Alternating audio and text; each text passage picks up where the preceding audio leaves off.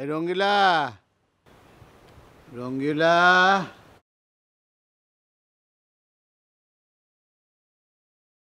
খালুজান, আপনি কি আমায় ডেকেছেন? চা দে। আচ্ছা খালুজান, আপনি কি দুধ চা খাবেন না রং চা খাবেন? রং চা। ওহ, মনে পড়েছে, আপনি তো আবার রং চা খান। আচ্ছা খালু, আপনার ওই চায়ে চিনি 1 চামচ দেবো না 2 চামচ? ওই জানিস না আমি চায়ে চিনি খাই না। ঠিক আছে, আমি আনছি। হ্যাঁ, এই আবার কি হলো? একটু আদা দিস তো। আচ্ছা ঠিক আছে, আদা কুচি কুচি করে দিয়ে নিয়ে আসবো। ঠিক আছে খালু, আমি আনছি। হ্যাঁ,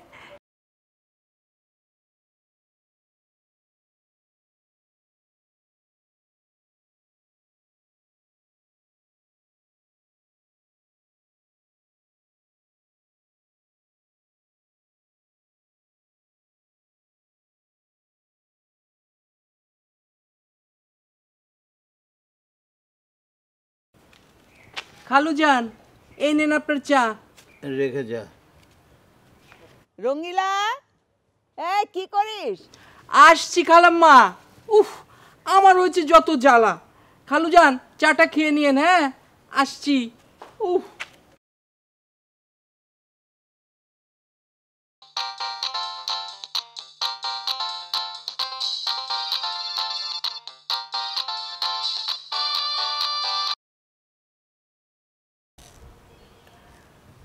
হ্যালো। হ্যাঁ রাসেল, আমি মনে মনে তোর কথাই ভাবছিলাম রে বাবা। হ্যাঁ বাবা, তোরা কেমন আছিস? আমি আর তোর মা খুব ভালো আছি বাবা। হ্যাঁ, কি বললি, গ্রামে আসছিস? খুব খুশি হলাম বাবা। মনে মনে আমি ভাবছিলাম যে তোকে ফোন করব। বাবা শোন, ওই যে মামুনকে আসতে বলিস, আমি ওকে আসতে বলেছি।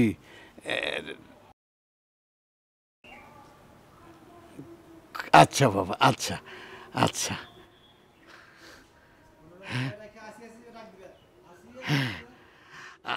আসিয়া, আসিয়া, এই আসিয়া। কি হলো? এত চেঁচামেচি করছো কেন? এদিকে এসো।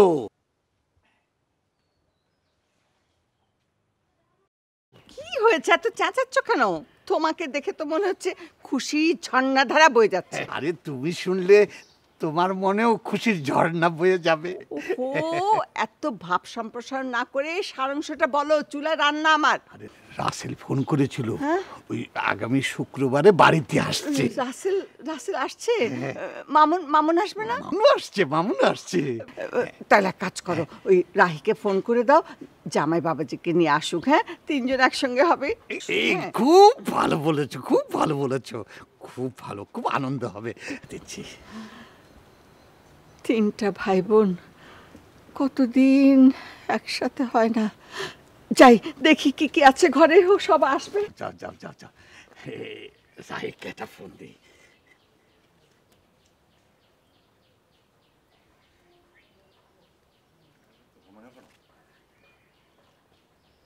হ্যালো মা রাহি।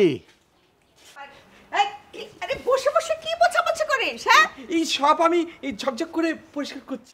তাড়াতাড়ি শেষ কর। ওই তো এসে গেছে রাহি।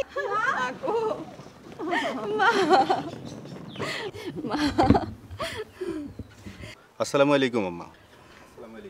ওয়ালাইকুম আসসালাম। তুমি কেমন আছো বাবা? হ্যাঁ মা, আমি ভালো আছি।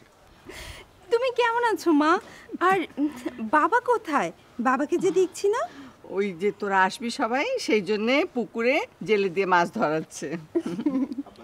অনেকদিন পর ফ্রেশ মাছ খাওয়া হয় না। যাই, আমি একটু দেখে আসি কিভাবে মাছ ধরছে। এই রঙ্গিলা, ওইখানে দাঁড়িয়ে আছে, এই ব্যাগটাগুলো ঘরে ওঠা নিচ্ছি। আর বেলে শরৎ কর। ঠিক আছে আপু, তুমি ভালো আছো? ভালো আছি রে। যা, পরে গল্প কর। মা, আমি যাই। ওই যে ওরা এসে গেছে।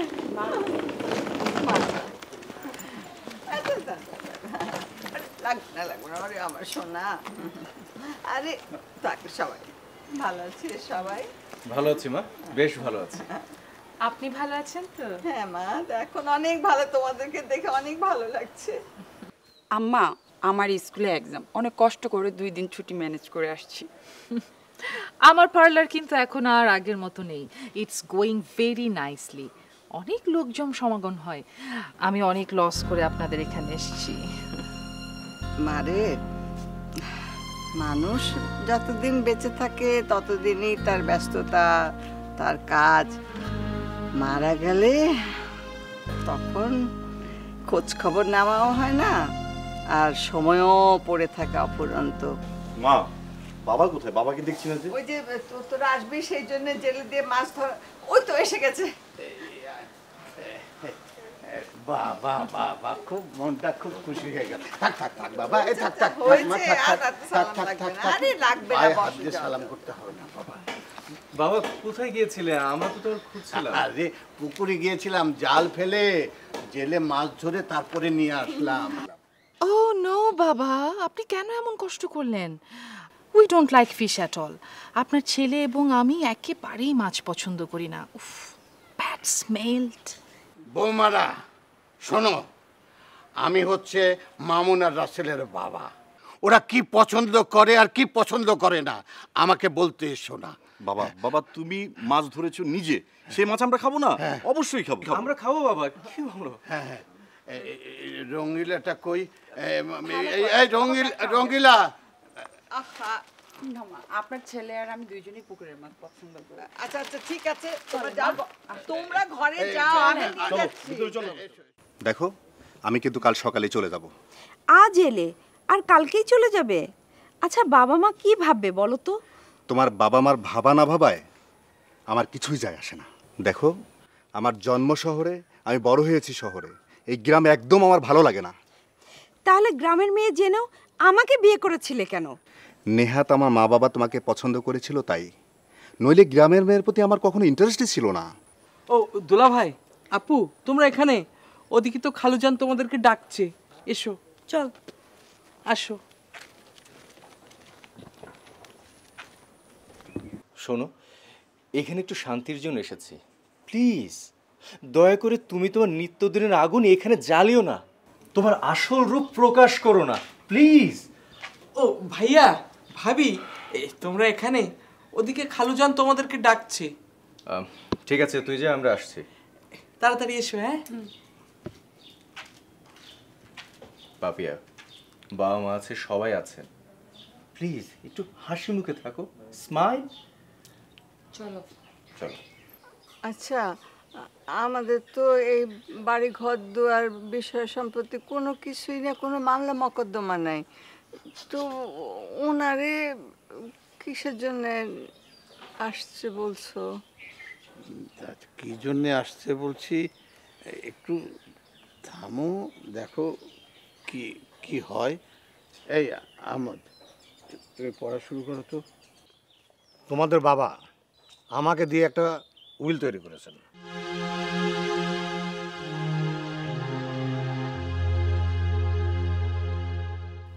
আমি এসেছি সেই উইলটা তোমাদের পড়ে শোনাবার জন্য। বাবা তোমার কি হয়েছে বলো তো? হঠাৎ করে তুমি উইল তৈরি করিয়েছো? সবসময় একটু বেশি বেশি কথা বলো। মানে আব্বা কি জন্যে কি প্রয়োজনে উইল করিয়েছেন সেটা নিশ্চয়ই উনি ভালো জানেন, আগে শুনতে তো দেবে, তাই না? এই আহমদ, এই উইলটা সবাইকে একটু পড়ে শোনাও। আমি আফসার আলী, পিতা ফজর আলী, গ্রাম বড় বটতলা। আমি আমার অবর্তমানে আমার সমস্ত সম্পত্তি, ভিটাবাড়ি সহ আমার 2 পুত্র এবং 1 কন্যাকে সমান ভাগে উইল করিয়া দিলাম।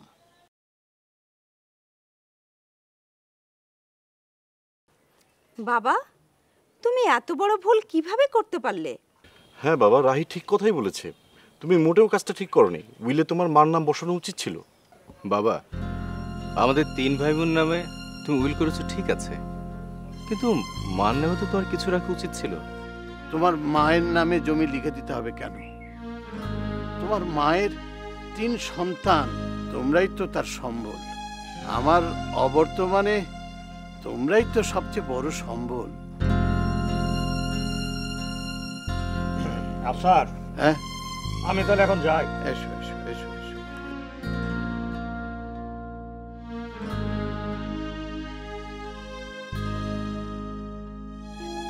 ছেলেমেয়েরা সমান সমান সম্পত্তির ভাগ পায়, আমি কিন্তু এটা এ বাড়িতে প্রথম শুনলাম। আমি আগে কখনো এমনটা শুনিনি। বড় বৌমা, তুমি দয়া করে থামবে? তোমার শ্বশুর যখন একবার উইল করেই ফেলেছেন, আমাদের সবার উচিত সেটা মেনে নেওয়া, আর সেটা মেনে না নেওয়া তাকে অসম্মান করা। আর আমি চাই না কেউ তাকে অসম্মান করুক। বাবা যেহেতু একটা সিদ্ধান্ত নিয়েই ফেলেছেন, অনেক কিছু চিন্তাভাবনা করেই তো নিয়েছেন। আমাদের সবার উচিত বাবার সিদ্ধান্তকে সমর্থন করে সম্মান প্রদর্শন করা।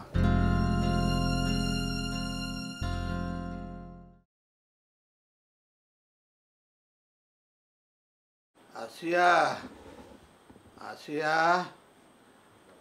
রাসেলের মা, রাসেলের মা। কি হয়েছে, ডাকছো কেন? কি? হ্যাঁ বলো, কি হয়েছে, ডাকছো কি? না, বলছি তুমি কি আমার উপরে খুব অখুশি হয়েছ? মানে তুমিও কি বলবে আমার উইল করাটা ঠিক করিনি? কি যে বলো না তুমি। আচ্ছা, এতটা বছর তোমার সাথে সংসার করছি, কখনো কি দেখেছো যে তোমার কোনো কাজে, কোনো সিদ্ধান্তে আমি অসুখী হয়েছি? তুমি তো যা করেছো, যা করবে, সেটা তো আমাদের সন্তানদের ভালোর জন্যে, তাদের ভবিষ্যতের কথা চিন্তা করে। আর আমার ভবিষ্যতে আমি এতটুকু চিন্তা করি না। আমার ভবিষ্যৎ তো আমার সন্তানেরা, আমার পুঁজি, আমার সম্পদ তো ওরা। আমার আমার মনটা এত বড় হয়ে গেল। আমি আমি খুব ভাগ্যবান, তোমার মতো একটা মানুষকে আমি আমার সঙ্গী করতে পেরেছি। হয়েছে, এখন আর এত কথা বলতে হবে না। নাও, দুধটা খেয়ে ঘুমায় পড়ো। কি হয়েছে, খাও, অল্প করে খাও। হ্যাঁ,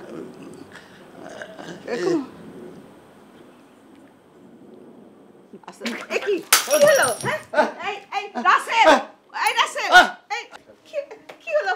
এই মামুন, মামুন, রাসেল, রাসেল, দেখ তো বাবার কি হয়েছে? মা, কি হয়েছে? বাবা, রাসেল, বাবা, বাবা, বাবা, কি হয়েছে? বাবা, বাবা, বাবা, বাবা, বাবা, বাবা, বাবা, বাবা, বাবা, বাবা, কথা বলো বাবা, কথা বলো বাবা।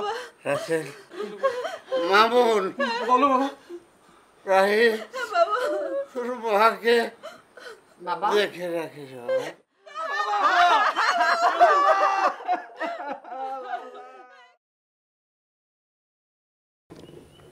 আজ তোমার বাবা মরার 40 দিন হয়ে গেল। রাসেল, তুমি তোমার মায়ের ব্যাপারে কি সিদ্ধান্ত নিলে? মাকে আমি আমার কাছে নিয়ে যাবো চাচা, এ নিয়ে আপনাকে চিন্তা করতে হবে না। দেখো, তোমার বাবা আমার খুব ভালো বন্ধু ছিল, তাই তোমাদের ভালো মন্দর ব্যাপারে আমি সবসময় একটু বেশি ইন্টারফেয়ার করে থাকি। তুমি কিছু মনে করো না বাবা। না চাচা, আমি কিছু মনে করিনি। মাকে আমি ঢাকায় আমার কাছে নিয়ে রাখবো। মাকে গ্রামে কাজের লোকের ভরসায় রাখাটা ঠিক হবে না। তুমি একা সিদ্ধান্ত নিলে তো হবে না, তাই না? সবার মতামতটা নেওয়া প্রয়োজন। মা আমার, এতে কারো অনুমতি নেওয়ার প্রয়োজন আছে কি? অফকোর্স, আমি তো তোমাকে সেটাই বলতে চাচ্ছি। মা তোমার একার নয়, মা হচ্ছে সবার। তাই সবার দায়িত্ব যদি তুমি একাই নিয়ে নাও, এটা তো হয়তো অন্যরা পছন্দ নাও করতে পারে, তাই না? বৌমা ঠিক কথা বলেছে রাসেল। এ নিয়ে রাহি আর মামুনের সাথে তোমার কথা বলার প্রয়োজন আছে। আমরা মাকে নিয়ে কোনো সিদ্ধান্ত নেবার আগে মায়ের মতামতটা জানা প্রয়োজন। মা আসলে কি চান? মা, মা এদিকে এসো তো। বসো মা।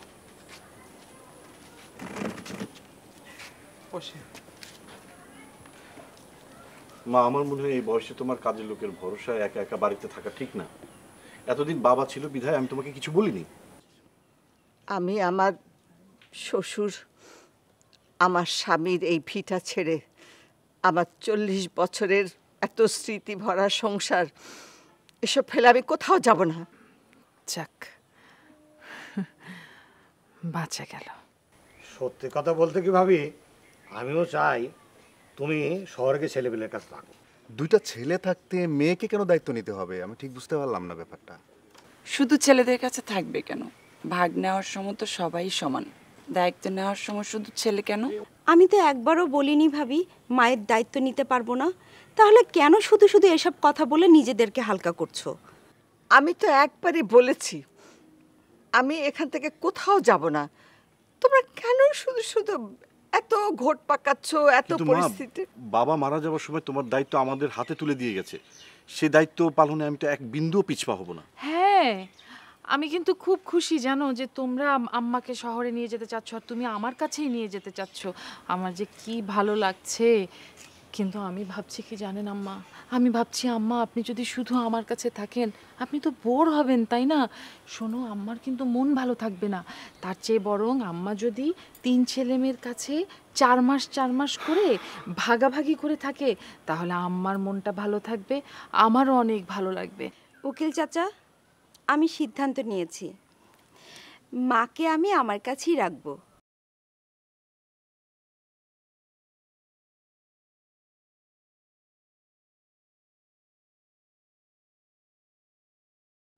রাহি, চা কই?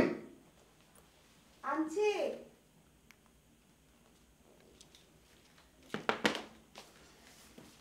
এনো তোমার চা।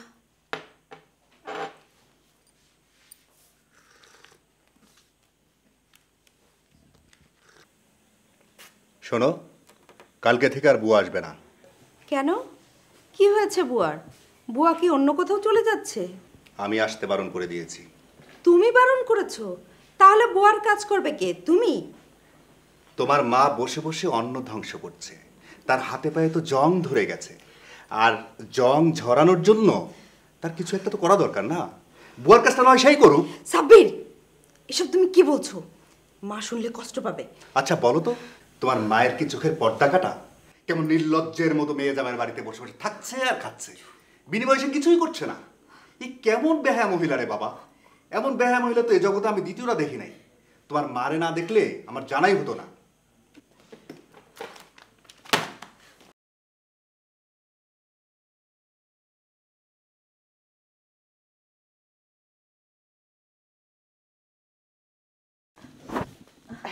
মা, মা চলো নাস্তা করবে।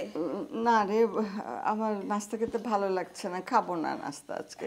কেন মা, তোমার কি শরীর খারাপ করেছে মা? না না, আমার শরীর খারাপ করেনি, আমার জন্য চিন্তা করিস না, আমি ঠিক আছি।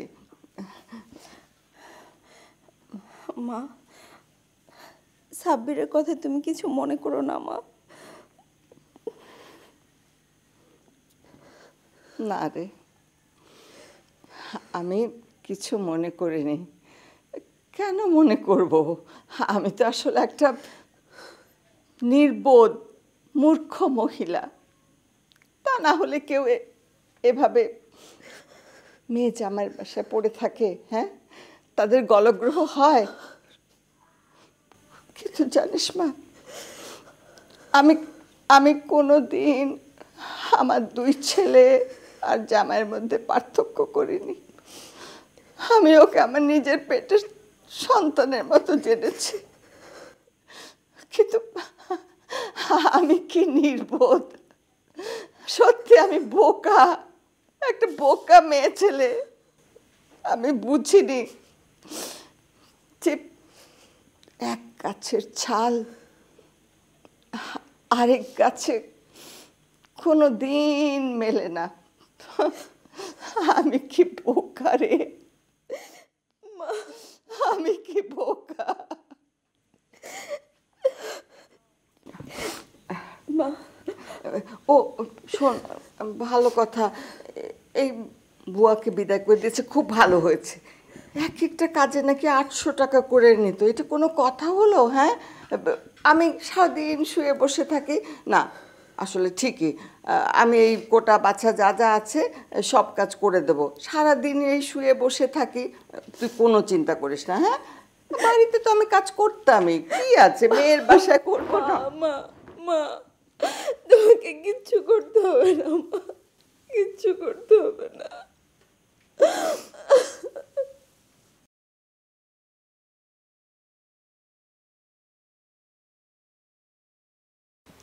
এই কাপড়গুলো তুমি তোমার মাকে পরিষ্কার করে দিতে বলো।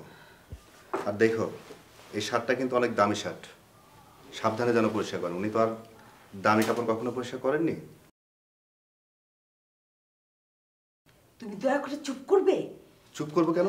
আমি তো ভুল বা অন্যায় কিছু বলিনি। দামি কাপড় তাই সাবধানে পরিষ্কার করতে বলেছি। রাসেল ভাই, তুমি?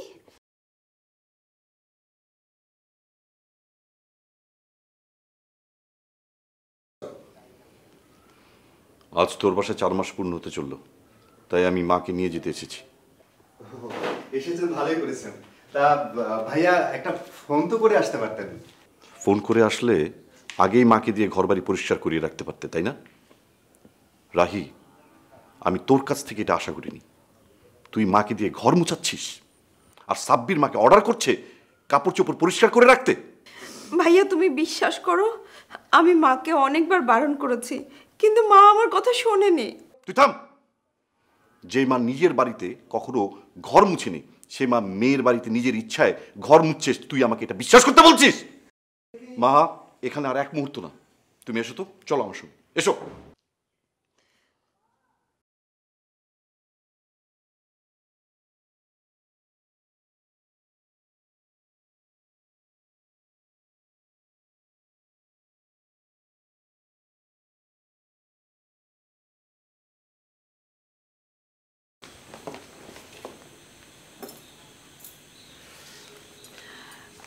আপনার খাবার শেষ হয়েছে আম্মা? হ্যাঁ মা, আলহামদুলিল্লাহ শেষ হয়েছে। এখানে হাত ধুয়ে ফেলেছেন? আচ্ছা, ইটস অল রাইট। আসলে আম্মা, এটা তো আপনার গ্রামের বাড়ি না, এটা শহরের বাড়ি। আর এখানে খুব বেশি সময় ধরে খাওয়া খুব একটা ভালো দেখায় না। তাছাড়া এভাবে প্লেটে হাত ধোয়া, আর আসলে সত্যি বলতে কি, এখানে ঘড়ির কাঁটা ধরে নিত্য নৈমিত্তিক কাজকর্ম করতে হয়। মারে, আমরা গ্রামের মানুষ, মফস্বলের মানুষ, এত সময় মিনিট ঘড়ির কাঁটা ধরে ঘন্টা ধরে কাজ করতে শিখি নাই। আমি কি পারবো এগুলি এখন এই বয়সে এসে নতুন করে শিখতে আর করতে? আমার সঙ্গে থাকতে হলে আপনাকে তো কিছু বিষয় মানতেই হবে, তাই না আম্মা? আমার বাসায় আপনি বছরে 4 মাস থাকবেন, তার মানে হচ্ছে 120 ডেজ। এবং এই কদিন আপনি নিশ্চয়ই এমন কিছু করবেন না যা আমার পছন্দ না, তাই না আম্মা? আচ্ছা মা, ঠিক আছে, এরপরে আমি বুঝে বুঝে কাজ করব। আসলে আমরা তো এরকম করে খেয়ে অভ্যস্ত, বাইরে গিয়ে হাতটা ধুয়ে আসি বা চিলুমচির মধ্যে হাত ধুই, প্লেটে বাটির মধ্যে। আর ভুল করব না মা, ঠিক আছে? 1 মিনিট আম্মা, আমি আপনার জন্য কিছু জিনিস এনেছি। এই যে আম্মা, আপনি কিন্তু দেখলে ভীষণ খুশি হবেন। এই যে আপনার গায়ে মাখা সাবান, এই যে আপনার শ্যাম্পু, এই হচ্ছে আপনার ডিটারজেন্ট, কাপড় ধোয়ার সাবান, আর এখানে আপনার গামছা।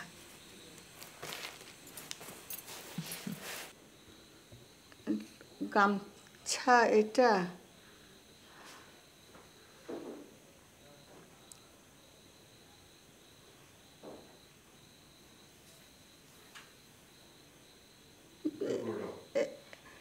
এত ছোট গামছা মা, এটা বেশি ছোট হয়ে গেছে না।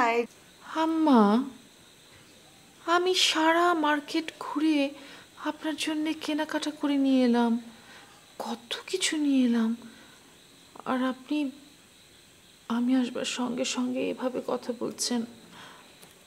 I don't like this. আমার কিন্তু ভালো লাগে না এভাবে কথা বলা, আমার একদম পছন্দ না আম্মা।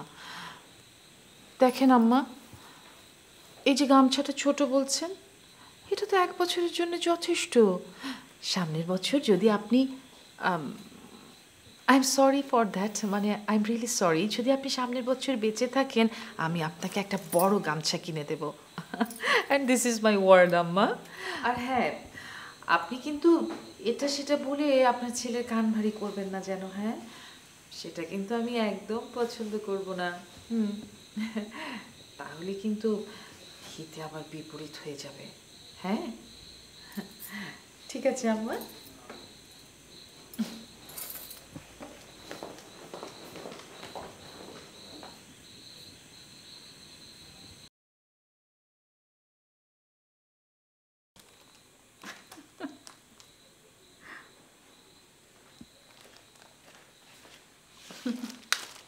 আরে আমি সিরিয়ালটার আজকে শেষ। পচা হিন্দি সিরিয়াল দেখতে হবে না তোমার। মা কি খেয়েছে? মা কোথায়? আশ্চর্য প্রশ্ন। তুমি আমাকে কি মনে করো বলো তো পাষাণ? আমি বুঝি মাকে এতক্ষণ না খাইয়ে রাখবো? তুমি এত রিঅ্যাক্ট করছো কেন? আশ্চর্য, আমি রিঅ্যাক্ট করব না? কেমন কথা হলো?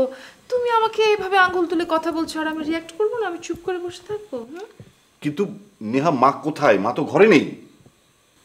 মা ঘুমাচ্ছে। কোথায় ঘুমাচ্ছে? কেন?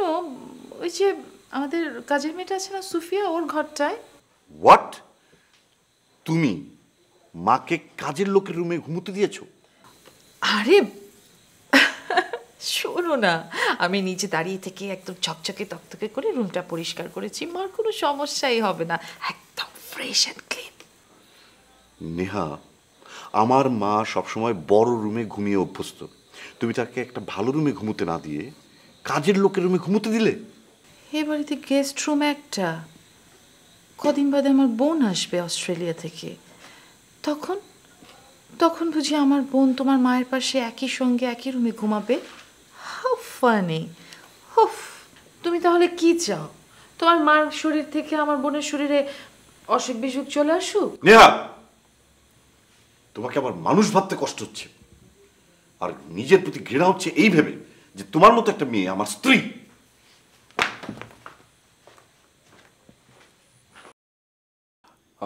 মা, তুমি তো ওই যে রুমটা দেখেছো না, ওটাতে তো আমি আর তোমার বৌমাই থাকি।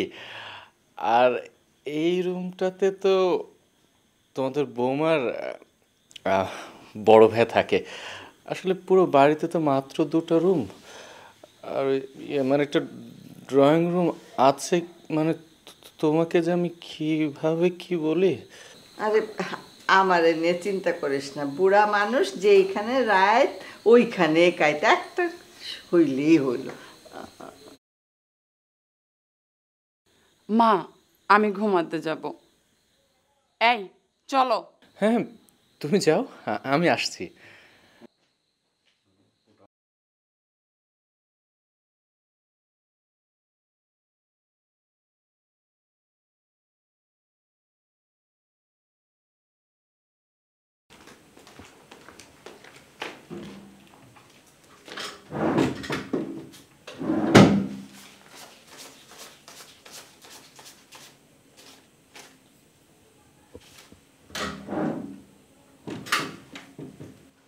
পাপিয়া, পাপিয়া, আরে কোথায় গেলে? পাপিয়া, কি হয়েছে? ড্রয়ারের ভিতরে টাকা ছিল, তুমি কি সেখান থেকে 5,000 টাকা নিয়েছো? মানে? মানে কি? আমার 5,000 টাকা পাচ্ছি না, তুমি কি নিয়েছো কিনা সেটা বলো। তুমি আমাকে বলছো? তো এখানে কাকে বলবো? আমি কি কখনো তোমাকে না জিজ্ঞাসা করে টাকা ধরেছি যে আজকে ধরবো? না, আমি এই জন্যই জানতে চাচ্ছি, হতে পারে তোমার প্রয়োজন, তুমি নিয়েছো কিনা। তোমার কাছে চাবো আমি? মানে তুমি না, তাহলে টাকাটা কে নিল? বাসার ভিতরে তুমি আমি মা থাকি, মাকে জিজ্ঞাসা করো। কি বলছো তুমি? আমার মাকে জিজ্ঞেস করব? তো বাসার ভিতরে তো তুমি আমি আর মা ছাড়া তো আর কেউ থাকে না। পাপিয়া, মুখ সামলে কথা বলবে। আমার মা কেমন সেটা আমি জানি। আর তুমি কিভাবে ভাবলে আমার মা আমাকে না জেনে এখান থেকে টাকা নেবে? তোমার মাকে জিজ্ঞাসা করো, আমি শিওর যে তোমার মা নিয়েছে।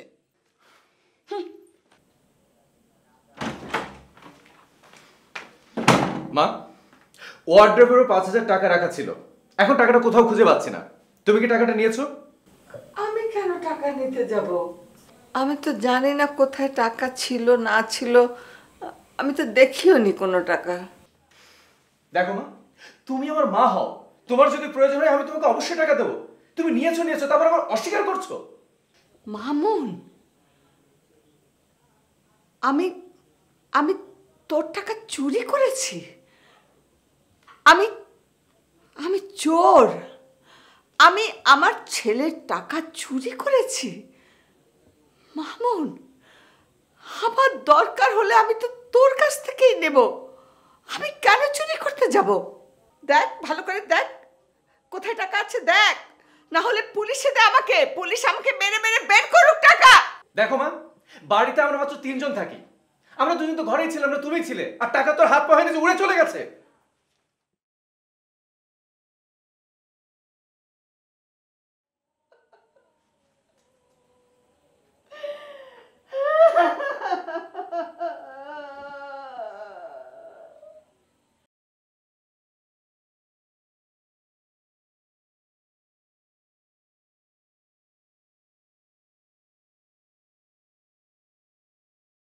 রাহি, তোমার ফোন এসেছে?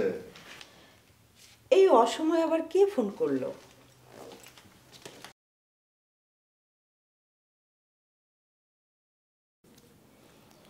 হ্যালো রাহিব, আমি মামুন বলছি। হ্যাঁ ভাইয়া, কেমন আছিস? মা কেমন আছে? আমরা সবাই খুব ভালো আছি। শোন, ভালো কথা, কাল তো 4 মাস পূর্ণ হচ্ছে, তা তোরা কখন মাকে নিতে আসছিস? ও, কাল তোদের 4 মাস পূর্ণ হয়ে গেল? তোমার ভাইকে বলে দাও পরবর্তী 4 মাস তোমার মাকে রাসেল ভাইয়ের বাসায় রাখার জন্য। আমার মা বাসায় আসবে, আর এত মানুষ এই বাসায় থাকা সম্ভব না। শোন মামুন ভাইয়া, তুই এক কাজ কর, রাসেল ভাইকে ফোন দিয়ে বল এই 4 মাস রাসেল ভাইয়ের কাছে রাখতে, আর এর পরের 4 মাস আমি মাকে নিয়ে আসব। আচ্ছা, আমি কথা বলছি রে। ওকে।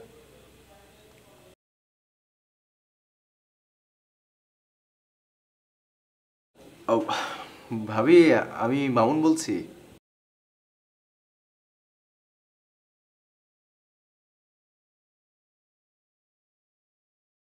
মাকে কখন নিতে আসছে? অ্যাকচুয়ালি হয়েছে কি জানো, রাহির বাসাতে না ওর শাশুড়ি আসবে কালকে। এখন একটা বাসায় মা শাশুড়ি সবাই মিলে থাকাটা একটু প্রবলেম না। তো ও বললো ভাবি, মানে ভাইয়ের সঙ্গে কথা বলতে। আমি ভাইকে ফোন দিলাম, কিন্তু ভাবির সঙ্গে কথা হলো। ভাবিরা নাকি পরশু দিন ইন্ডিয়াতে যাচ্ছে। তো মা তার ভিসা নেই, তাহলে মাকে নিয়ে কীভাবে যাওয়ার, মাকে একা একা বাসায় কীভাবে রাখবে, এখন কি করি বলো তো? তো মা যেহেতু আছে, থাক, আমাদের সাথে আর 4 মাস থাক, তাই না? পরে একবারে গেল।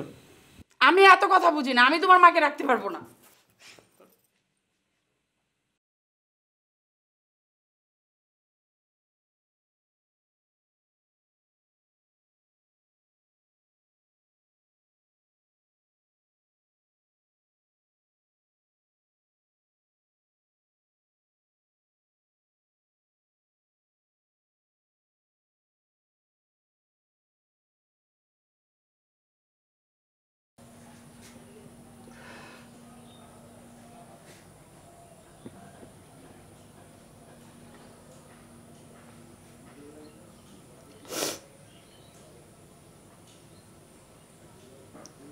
তুমি তোমার আমানতকে যাওয়ার সময় তোমার ছেলে মেয়েদের হাতে রেখে গিয়েছিলে। তারা তোমার সেই আমানতকে রক্ষা করেনি। তোমার ছেলে মেয়েরা সেই আমানতকে তাদের বোঝা মনে করেছে। তুমি তখন ঘুণাক্ষরেও বুঝতে পারোনি তোমার এই প্রিয় মানুষটার এই দশা হবে। তুমি একটু বুঝতে পারোনি তখন।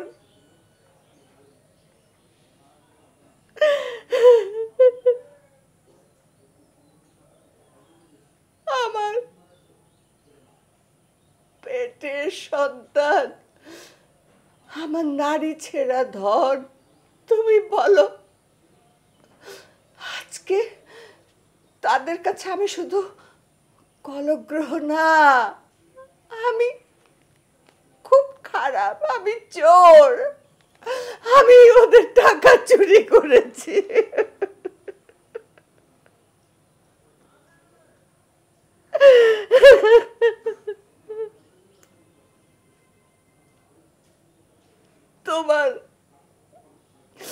তোমার কাছে আমি ছিলাম রানী, আমার সোনার মুকুট ছিল না, কিন্তু তুমি আমাকে কত সম্মান দিয়েছিলে। আমি ছিলাম রানী, আমি ছিলাম সব কিছুর রানী। আমি তোমার রানী হয়ে থাকতে চাই, আমি চোর